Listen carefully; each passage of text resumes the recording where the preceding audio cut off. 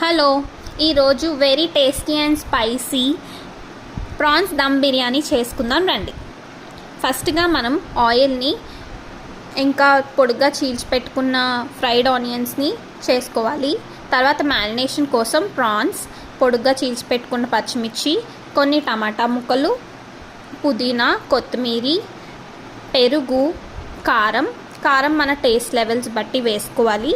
Spice levels బట్టి తగినంత ఉప్పు, ఇంకా కొంచెం పసుపు, అల్లం వెల్లుల్లి పేస్ట్, ఇంకా గరం మసాలా పేస్ట్, తర్వాత ఈ స్టార్ మసాలా, బిర్యానీ పౌడర్ ఇవన్నీ వేసుకొని మంచిగా కలుపుకోవాలి. ఇవన్నీ మన టేస్ట్ లెవెల్స్ బట్టి అడ్జస్ట్ చేసుకోవచ్చు. ఇన్ కేస్ మీకు స్పైసీ అండ్ టేస్టీగా కావాలంటే సేమ్ ప్రాసెస్ ఫాలో అయిపోండి. ఇంక ఇక్కడ ఫ్రైడ్ ఆనియన్స్ కూడా వేసుకున్నారు. అండ్ బిర్యానీ దినుసులకు వచ్చినప్పటికీ ఇలాచి, లావు మొగ్గలు, లవంగాలు, చెక్క, బిర్యానీ ఆకు అండ్ గరం మసాలా పౌడర్స్ అన్నీ వేసుకొని మంచిగా మిక్స్ చేసేసుకోవాలి. మిక్స్ చేసుకొని మనం ఎంతసేపు మ్యారినేషన్ చేసుకొని పక్కన పెట్టుకుంటే అంత మంచిగా మనకి గ్రేవీ అనేది వస్తుందన్నమాట. లాస్ట్లో నిమ్మరసం కూడా యాడ్ చేసుకొని దాన్ని పక్కన పెట్టేసుకోవాలి.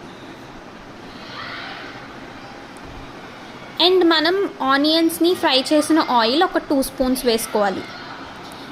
అండ్ నౌ రైస్కి వచ్చేసరికి బాస్మతి రైస్ నానబెట్టేసుకొని అందులో వాటర్ అంతా స్ట్రెయిన్ చేసేసుకున్న తర్వాత అల్లం వెల్లుల్లి పేస్ట్, ఇంకా గరం మసాలా పేస్ట్ ఇవన్నీ వేసుకొని అండ్ సాల్ట్ టేస్ట్కి తగ్గట్టుగా వేసుకొని ఇందులో కూడా బిర్యానీ సామాన్లు అన్నీ వేసుకోవాలి.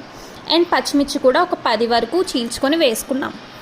ఇదంతా స్పైస్ లెవెల్స్ బట్టి మనం అడ్జస్ట్ చేసుకోవచ్చు. మీకు కనుక అంత స్పైసీ నచ్చదు అని అనుకుంటే హాఫ్ ఆర్ ఇగ్నోర్ చేసేయడం కూడా no problem in the rice.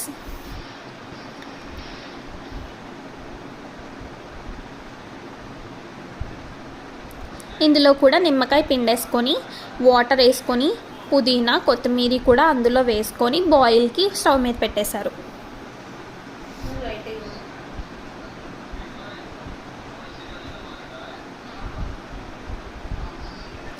And మనం మ్యారినేట్ చేసుకున్న ప్రాన్స్ స్టఫ్ కూడా బాయిల్ చేయడానికి మనం కుక్ చేసేసుకోవాలన్నమాట స్టవ్ మీద పెట్టి.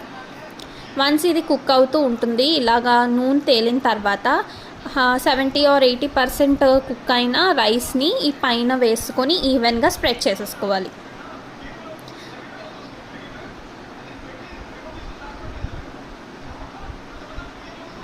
అండ్ కలర్ కోసం ఇక్కడ ఆయిల్లో కొంచెం పసుపు వేసుకొని పైన మొత్తం ఈవెన్గా స్ప్రెడ్ చేసేసుకున్నారు. అండ్ బ్రౌన్ ఆనియన్స్ పైన వేసుకోవాలి.